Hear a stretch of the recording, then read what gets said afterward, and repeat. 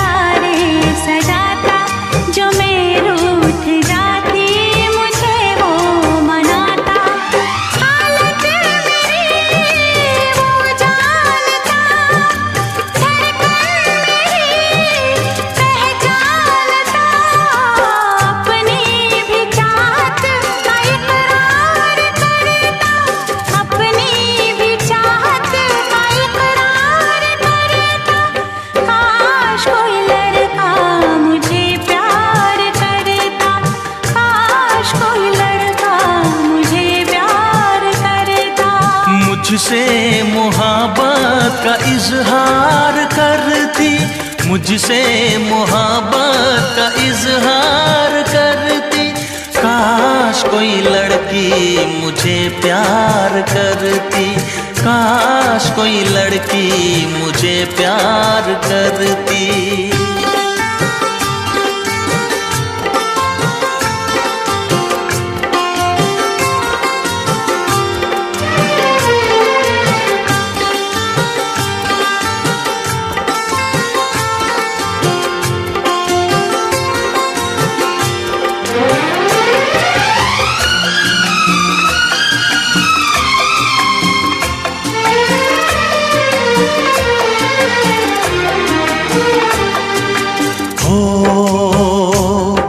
वो बेचैन होती, मैं बेताब होता, निगाहों में उसकी मेरा ख्वाब होता।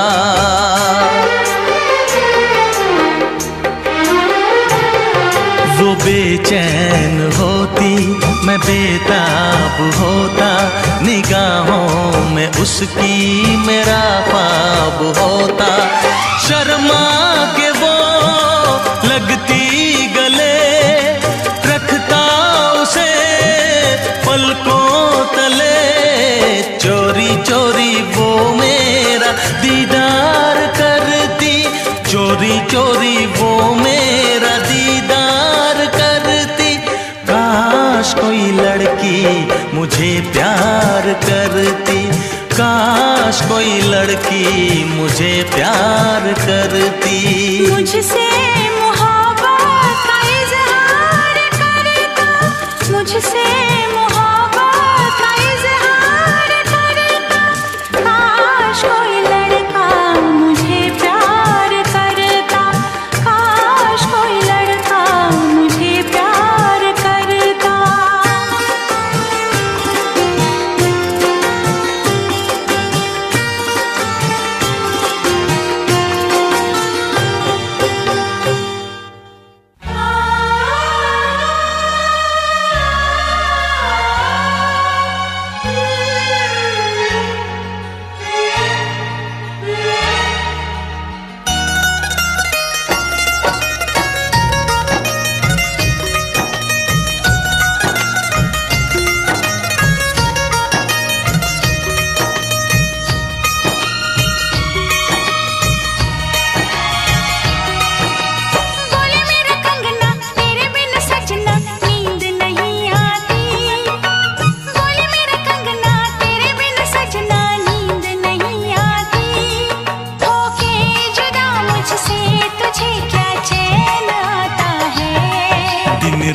तड़पता हूँ, मिलने को तरसता हूँ। दिन रात तड़पता हूँ, मिलने को तरसता हूँ। बोले मेरा कंगना तेरे बिन सजना नींद नहीं आती। बोले मेरा कंगना तेरे बिन सजना नींद नहीं आती। होके जुदा मुझसे तुझे क्या चैन आता है। दिन रात तड़पता हूँ, मिलने को तरसता हूँ। दिन रात तड़पता हूँ, मिलने को तरसता हूँ।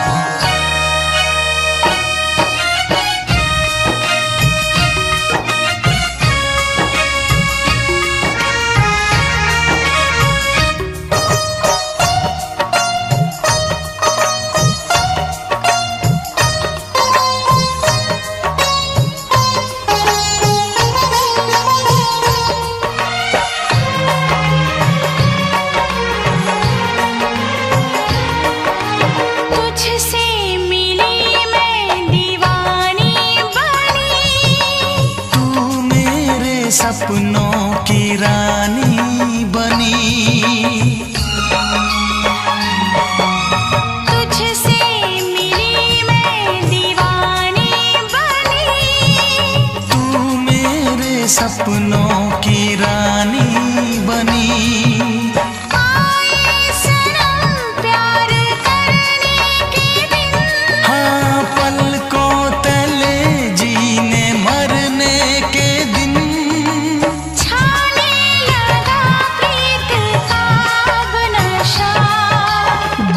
की रस्में दुनिया की कसमें तोड़ के आ जाना। दुनिया की रस्में दुनिया की कसमें तोड़ के आ जाना। क्या दूर जाके दिल तेरा मुझे भूल जाता है। तेरी याद सताती है, मुझे पास बुलाती है। तेरी याद सताती है, मुझे पास बुलाती है।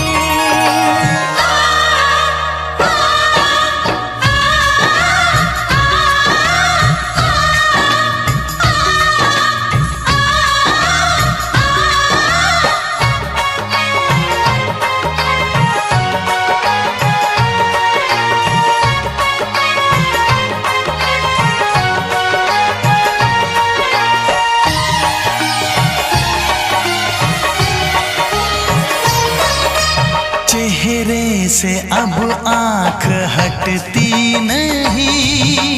तेरे बिना रात कटती नहीं। चेहरे से अब आँख हटती नहीं। तेरे बिना रात कटती नहीं। कोई भी जाने ना हालत मेरी। पागल बना देगी चाहत तेरी। इस बेकरारी में आए मजा। धक धक धड़के जिया मोर तड़पे दर्द बढ़ा जाए। धक धक धड़के जिया मोर तड़पे दर्द बढ़ा जाए। ये प्यार क्या तुझको भी रातों को जगाता है। बेताब सा रहता हूँ, हर दर्द में सहता हूँ। बेताब सा रहता हूँ, हर दर्द में सहता हूँ। बोले मेरा कंगना तेरे बिन सजना नींद नहीं आती। बोले मेरा कंगना तेरे बिन सजना नींद नहीं आती। होके जुदा मुझसे तुझे क्या चैन आता है। दिन रात तड़पता हूँ, मिलने को तरसता हूँ। दिन रात तड़पता हूँ, मिलने को तरसता हूँ।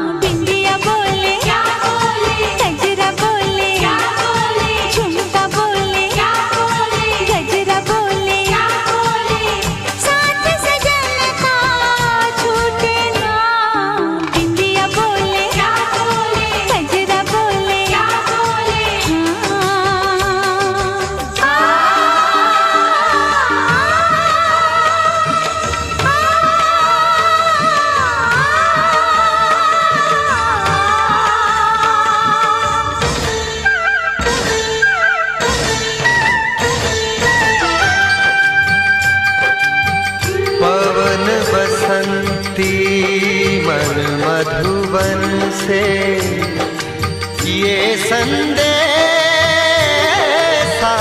लाई है, दो सांसों की दो रूहों की आज मिलन रुत आई है।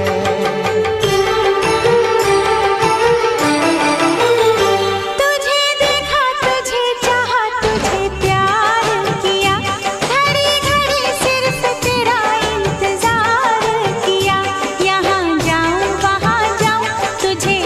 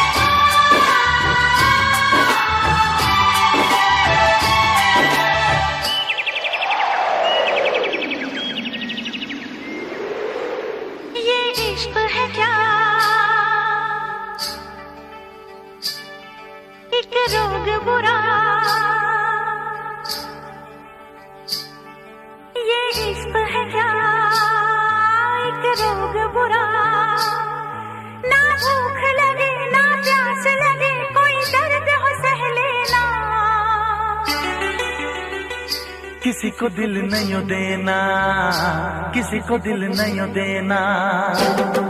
ये इश्क है क्या एक रोग बुरा, ये इश्क है क्या एक रोग बुरा।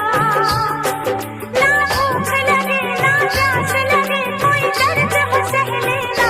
किसी को दिल नहीं देना, किसी को दिल नहीं देना, किसी को दिल नहीं देना, किसी को दिल नहीं देना।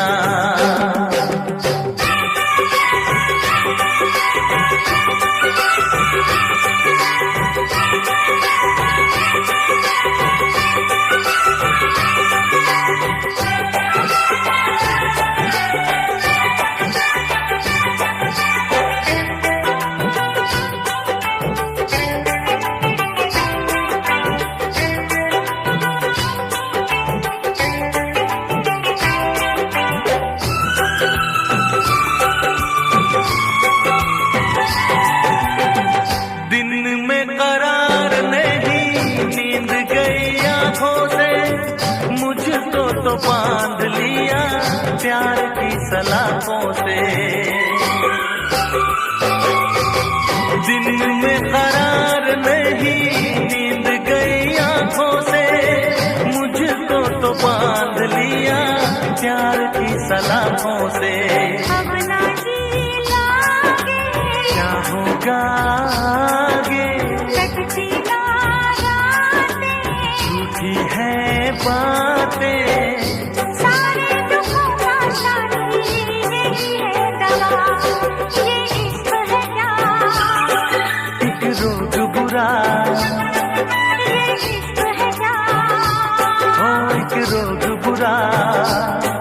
ना भूख लगे ना प्यास लगे कोई दर्द हो सह लेना। किसी को दिल नहीं देना, किसी को दिल नहीं देना, किसी को दिल नहीं देना, किसी को दिल नहीं देना।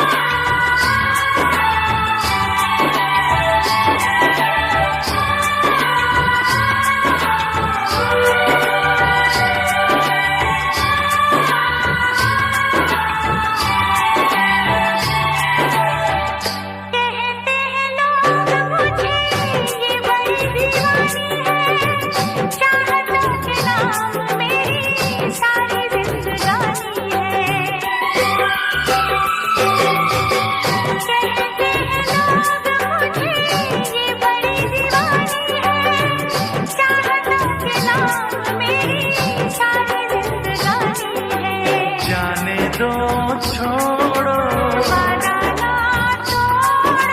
लगती हो पागल, देखो करो ना मुझसे ऐसी खता। एक रोग बुरा, एक रोग बुरा।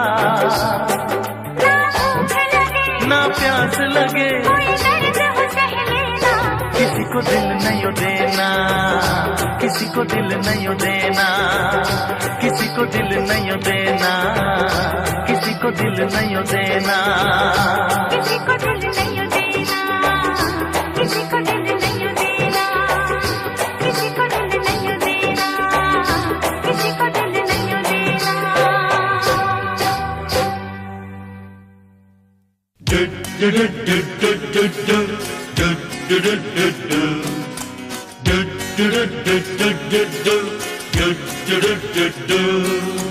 Ding dang ding dang dang dang, ding dang ding dang, ding dang ding ding rak rak ding ding dang ding dang. Ho ha ho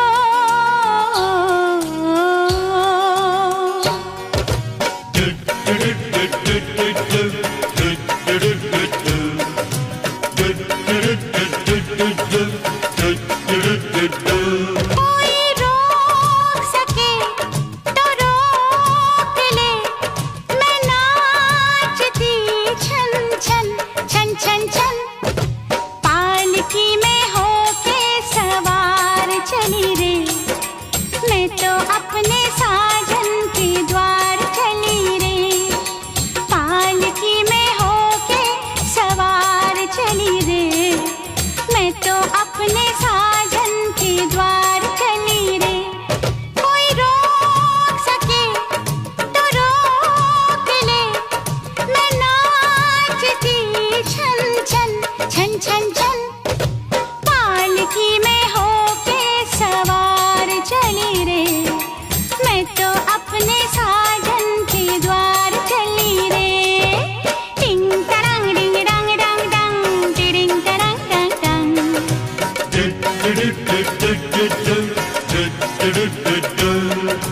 मुश्किल से मैंने ये दिन निकाले,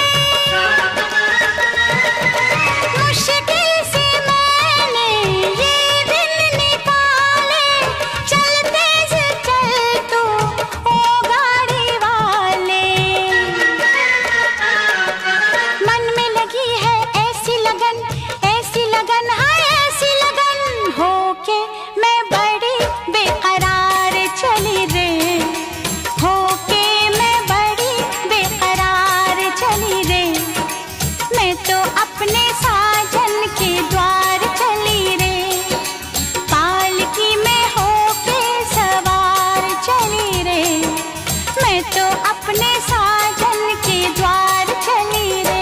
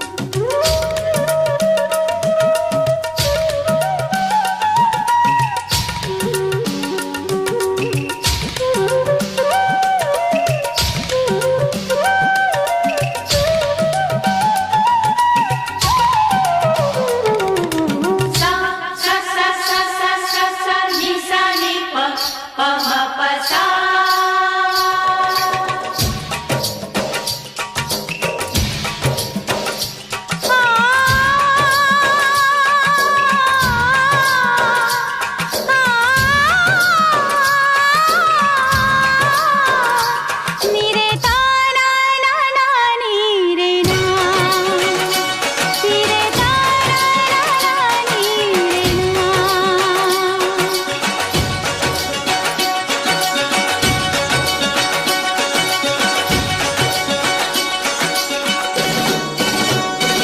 हो जाऊंगी मैं जल जल के मिट्टी, मैंने पिया को लिख दी है चिट्ठी, मैंने पिया को लिख दी है चिट्ठी। तू ना आ, मैं आ रही हूँ सजन सजन सजन,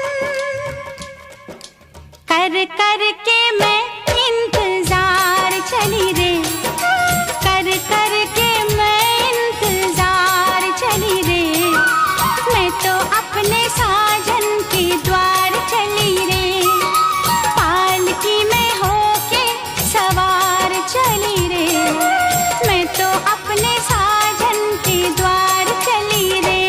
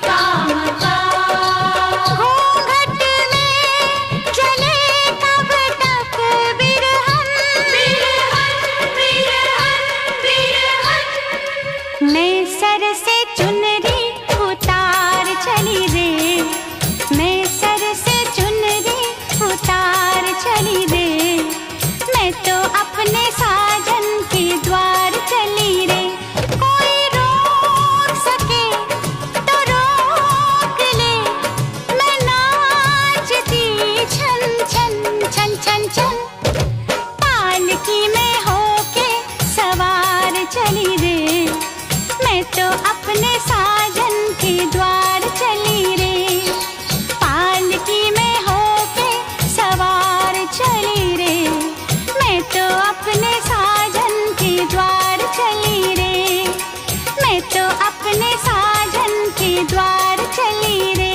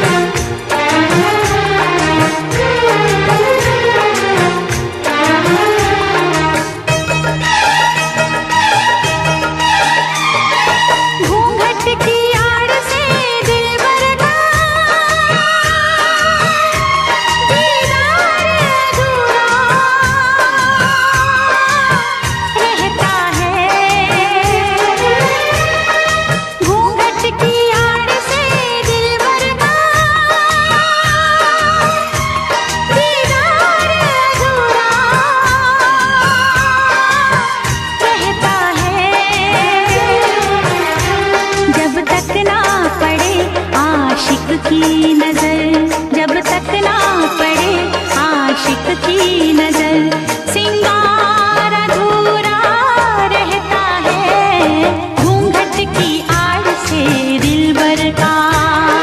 घूंघट की आड़ से दिलबर का दीदार अधूरा रहता है, जब तक ना मिले नजरों से नजर, जब तक ना मिले नजरों से नजर, इकरार अधूरा रहता है घूंघट की आड़ से दिलबर का। दिलबर का दिलबर का दिलबर का, दिलबर का दिलबर का दिलबर का।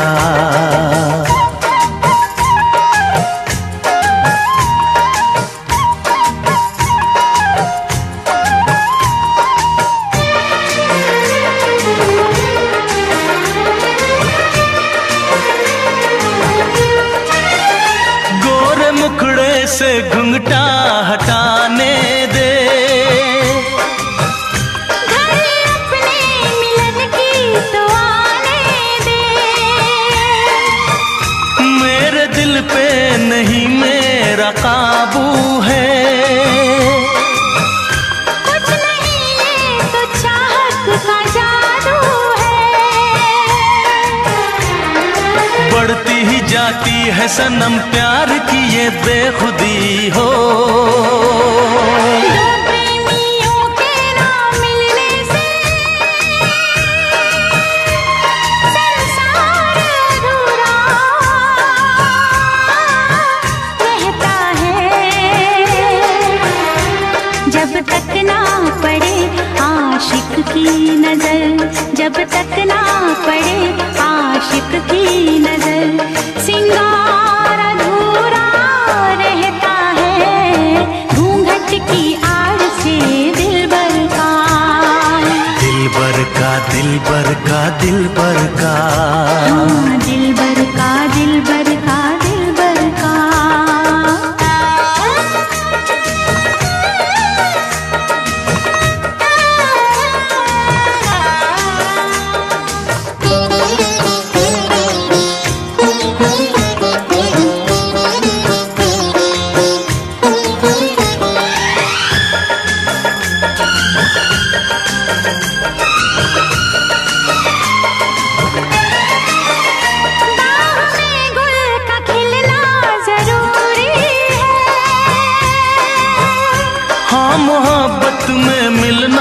जरूरी है। पास आने का अच्छा बहाना है। क्या करूं मैं कि मौसम दीवाना है। दिल मेरा धड़काने लगी अब तो ये दीवानगी हो। बिना किसी यार के जाने जा ये प्यार अधूरा रहता है। जब तक ना मिले नजरों से नजर, जब तक ना मिले नजरों से नजर, इकरार अधूरा रहता है। घूंघट की आड़ से दिलबर का, घूंघट की आड़ से दिलबर का दीदार अधूरा रहता है। जब तक ना पड़े आशिक की नजर, सिंगार अधूरा रहता है। घूंघट की आड़ से दिलबर का, दिलबर का, दिलबर का, दिलबर का, दिलबर का, दिलबर का, दिलबर का। हाँ दिलबर का, दिलबर का, दिलबर का। हाँ, दिलबर का, दिलबर का, दिलबर का। दिलबर का, दिलबर का, दिलबर का। दिलबर का, दिलबर का, दिलबर का। हाँ दिलबर का, दिलबर का, दिलबर का। दिलबर का, दिलबर का, दिलबर का।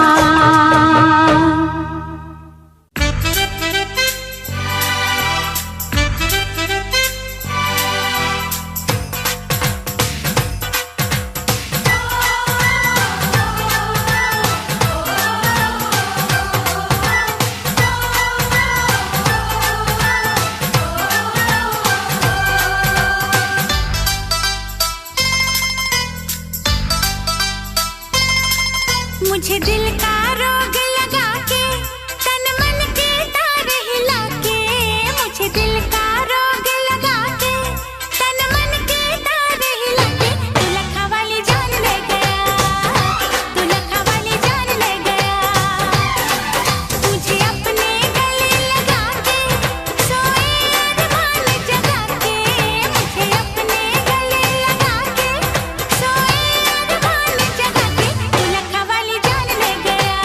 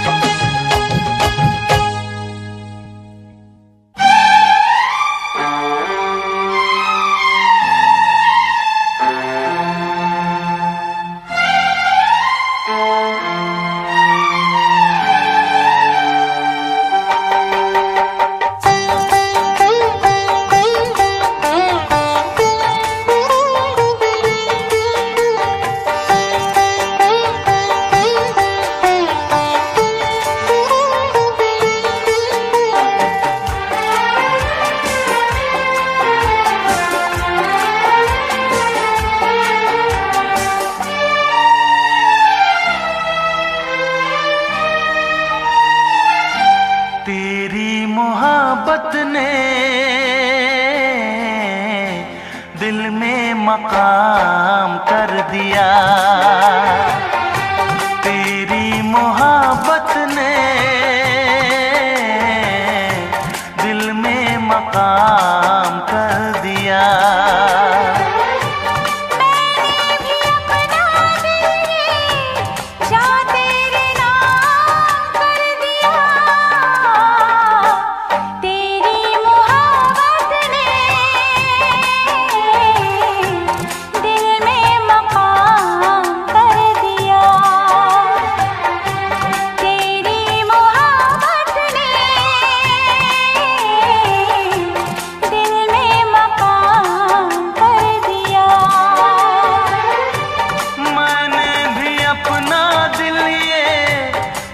तेरे नाम कर दिया।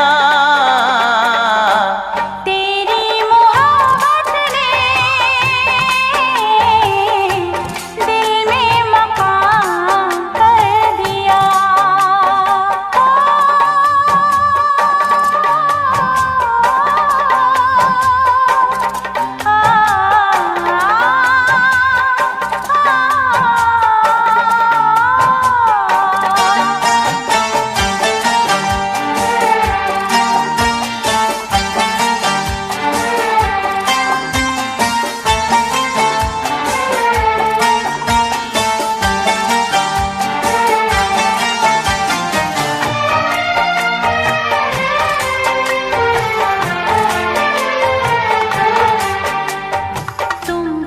जानो कितने दिन रात गुजारी मैंने तारे गिन गिन। तुम क्या जानो कितने दिन रात गुजारी मैंने तारे गिन गिन। याद तुम्हारी आती है, मेरी नींद चुराती है। चैन मेरा लेके तूने मुझको बेचैन किया। तेरी मोहब्बत ने दिल में मकाम कर दिया। मैंने भी अपना दिल ये जा तेरे नाम कर दिया। तेरी मोहब्बत ने दिल में मकाम कर दिया।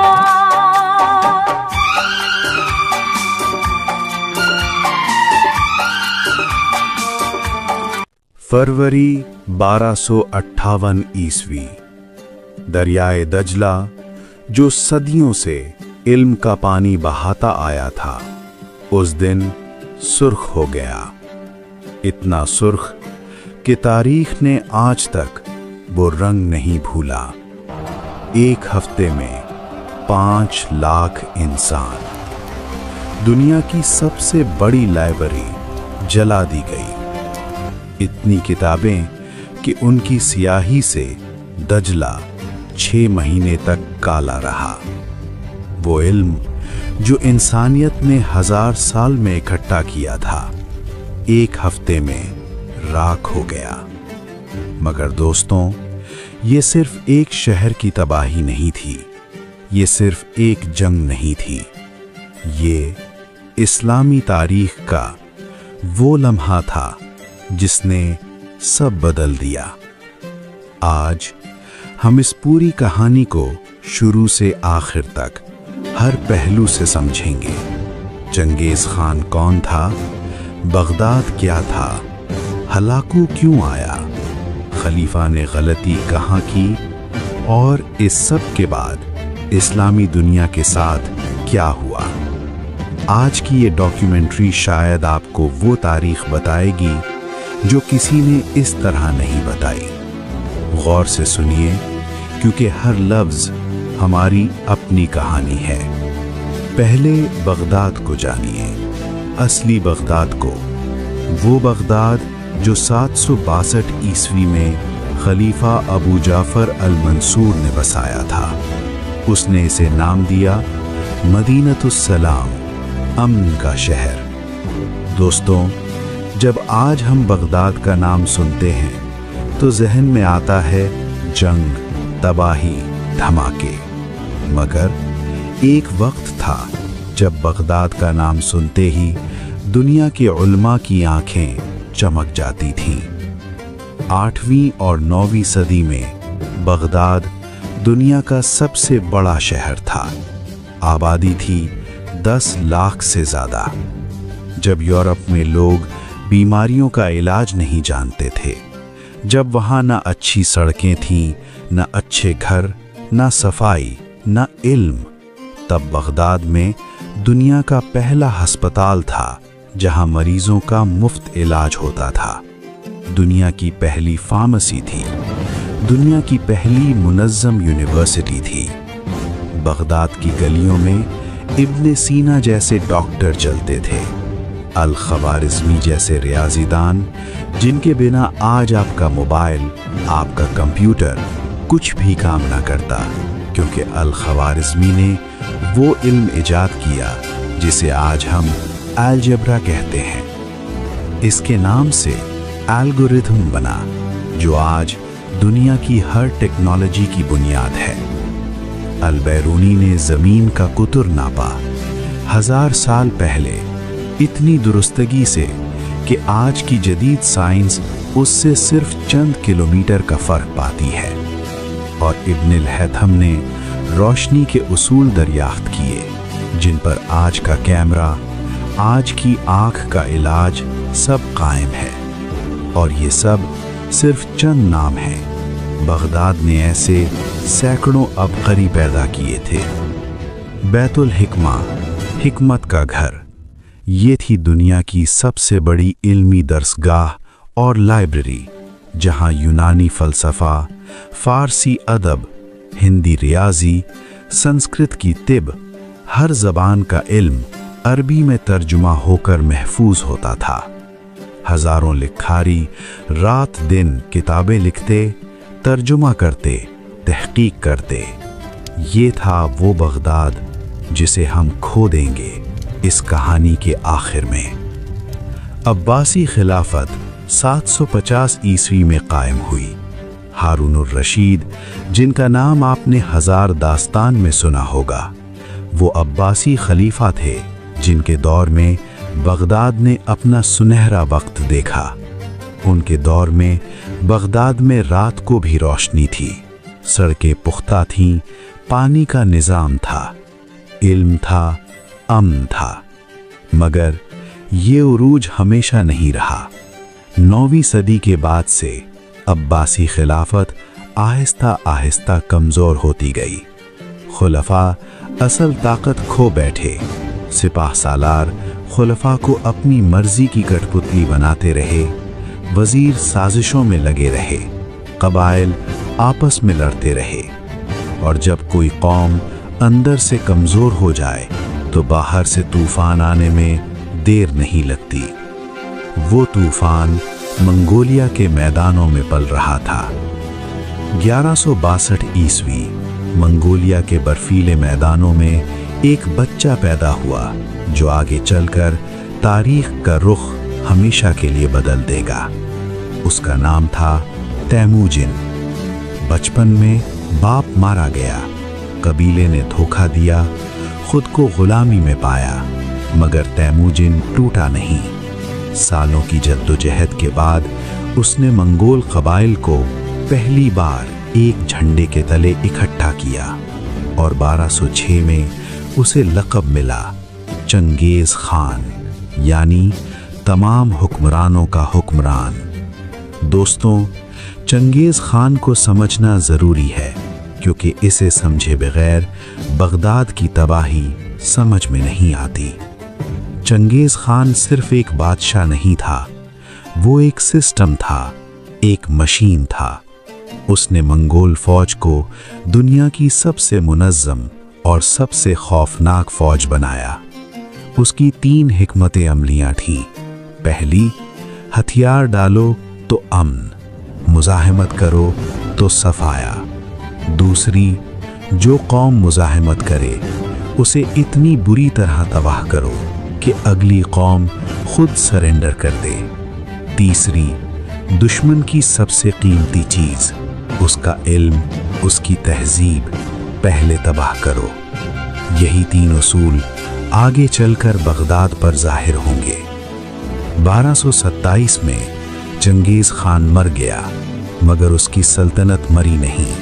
उसके बेटों और पोतों ने इस सल्तनत को मजीद फैलाया, यहाँ तक कि ये तारीख की सबसे बड़ी ज़मीनी सल्तनत बनी।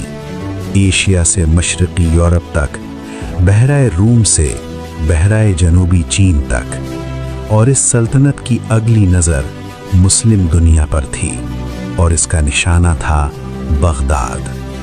चंगेज़ खान का पोता हलाकू खान, ये वो शख्स था जो बगदाद लेकर आएगा उस तबाही को जो तारीख ने पहले नहीं देखी थी।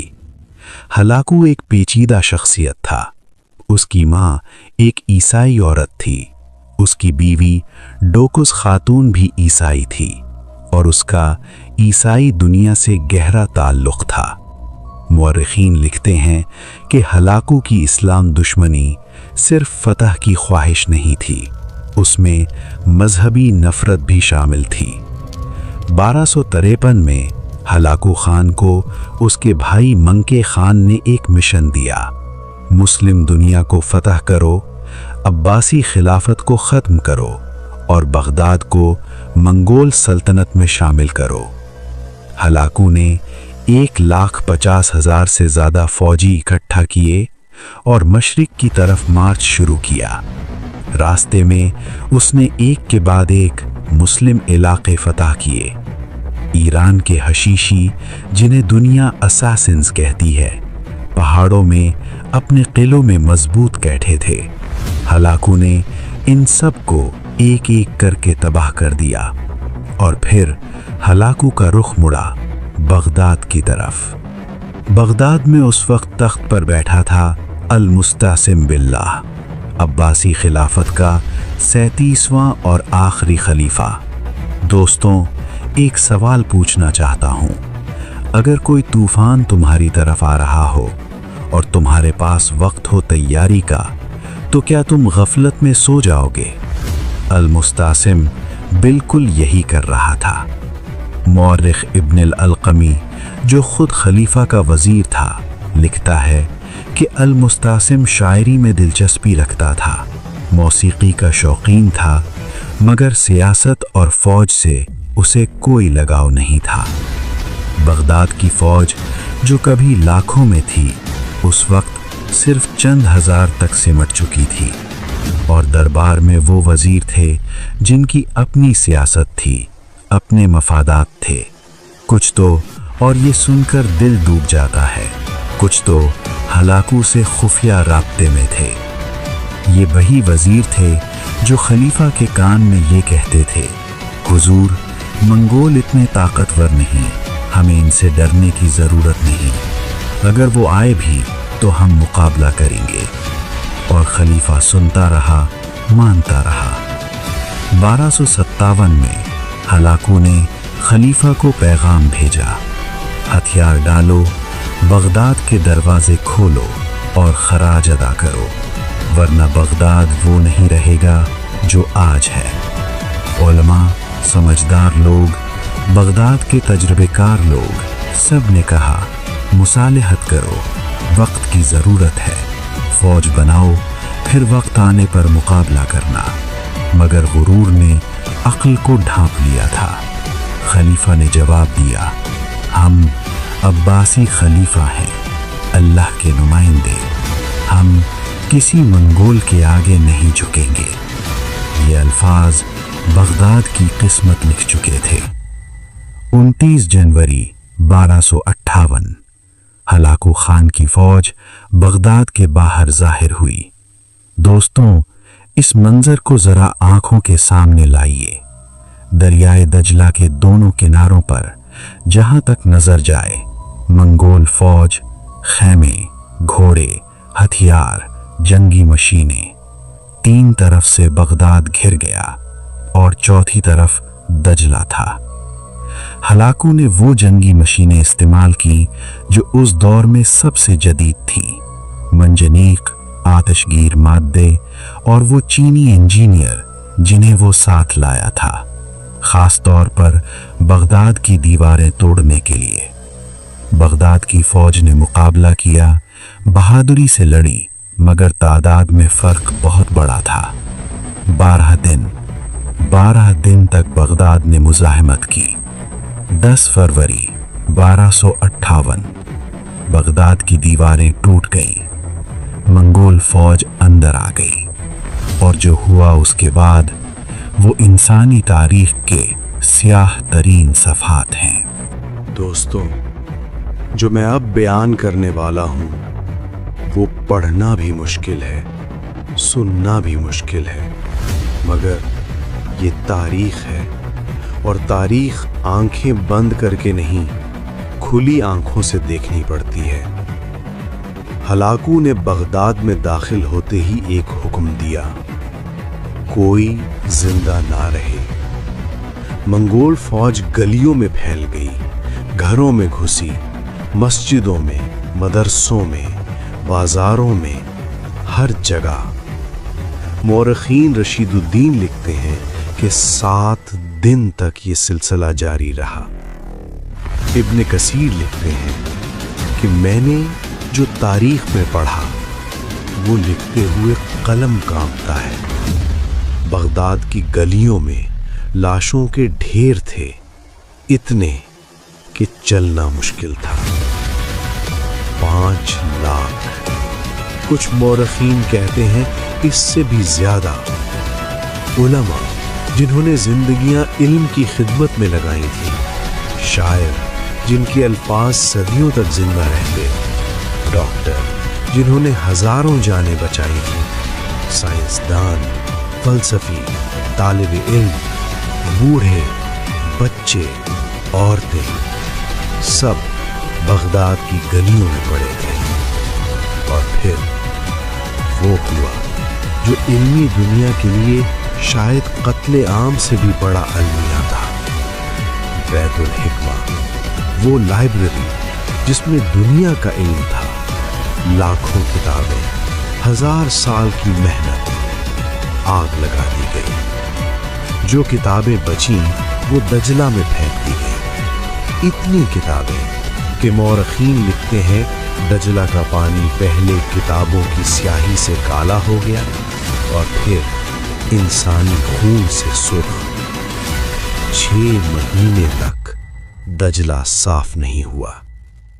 दोस्तों, सोचिए, वो इल्म जो जाया हुआ, अगर आज होता तो शायद आज तिब में, आज साइंस में, आज इंसानियत में हम कहां होते। इब्न कसीर ने लिखा कि उस दिन जो इल्म जाया हुआ वो क़यामत तक वापस नहीं आ सकता। और खलीफा अल मुस्तासिम बिल्लाह, अब्बासी खिलाफत का आखिरी नुमाइंदा, उसे हलाकू के सामने पेश किया गया। हलाकू ने उसे बगदाद का वो खजाना दिखाया जो सदियों में जमा हुआ था। सोना, जवाहरात, हीरे, कीमती तहाइफ जो दुनिया भर के हुक्मरानों ने खुलफा को भेजे थे। हलाकू ने कहा, ये तुम्हारे आबाओ अजदाद ने जमा किया, ये तुम्हारा था। अगर तुमने इसे फौज पर खर्च किया होता, अगर तुमने सल्तनत की हिफाजत पर लगाया होता, तो आज ये दिन ना देखते। फिर तारीख के मुख्तलिफ रिवायात हैं कि खलीफा को किस तरह ख़त्म किया गया, मगर एक बात यकीनी है, 20 फरवरी 1258 अल मुस्तासिम बिल्लाह दुनिया से चला गया और उसके साथ 500 साल की अब्बासी खिलाफत हमेशा के लिए ख़त्म हो गई। वो खिलाफत जिसकी बुनियाद 750 में रखी गई थी, वो रोशनी जिसने 1000 साल तक इस्लामी दुनिया को रोशन किया था, बुझ गई। सुकूत बगदाद सिर्फ एक शहर की तबाही नहीं थी, ये इस्लामी दुनिया का मुकम्मल नक्शा बदल गया। पहला असर, इल्मी तबाही। वो इल्म जो बगदाद में महफूज था वो ज़ाया हो गया। मुस्लिम साइंस, मुस्लिम तिब, मुस्लिम फलसफा सदियों पीछे चला गया और यूरोप जो पहले पीछे था, उस इल्म के कुछ हिस्से जो स्पेन और सिसिली के रास्ते यूरोप पहुंचे थे, उन्हीं की बुनियाद पर अपना रेनेसांस ले आया, अपना नशत सानिया, और मुसलमान इल्मी मैदान में पीछे रह गए। दूसरा असर, खिलाफत का खात्मा। मुसलमान पहली बार बगैर खलीफा के रह गए। वो मरकज जो इस्लामी दुनिया को एक धागे में पिरोता था, टूट गया और मुस्लिम दुनिया बिखर गई छोटी छोटी सल्तनतों में जो आपस में लड़ती रहीं। तीसरा असर, आबादी की तबाही। सिर्फ बगदाद नहीं, ईरान, इराक, वस्ती एशिया, हर जगह मंगोलों ने आबादियां खत्म की, शहर जलाए, खेत तबाह किए, आबपाशी के निज़ाम बर्बाद किए जो सदियों बाद भी मुकम्मल तौर पर बहाल न हो सके। चौथा असर, नफ्सियाती।